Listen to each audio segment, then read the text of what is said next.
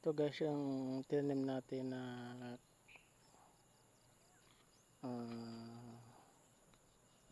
sitaw.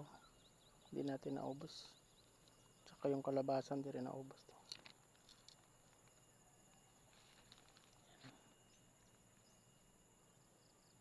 Nataniman na natin to lahat.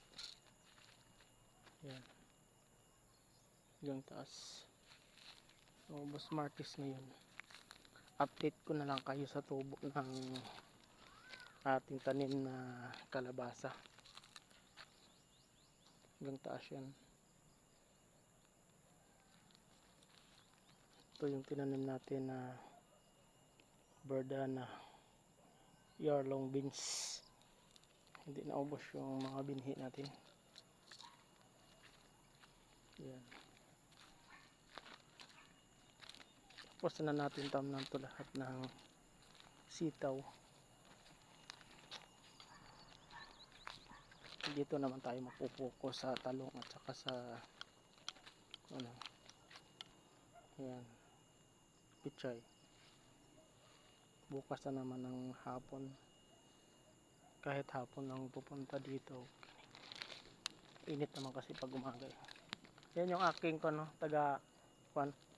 Yung aking taga Sarul. Magkano yung sahod mo to?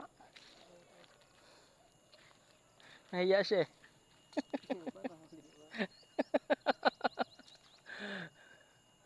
So guys, update ko lang kayo sa ating mga tinatanim dito. Sa next vlog ko na kung okay ba yung tubo ng ating tanim. Hapon na naman guys, oh. Yeah. Napakalungkot na naman ng hapon. Kasi magagabi na naman yung ating baka.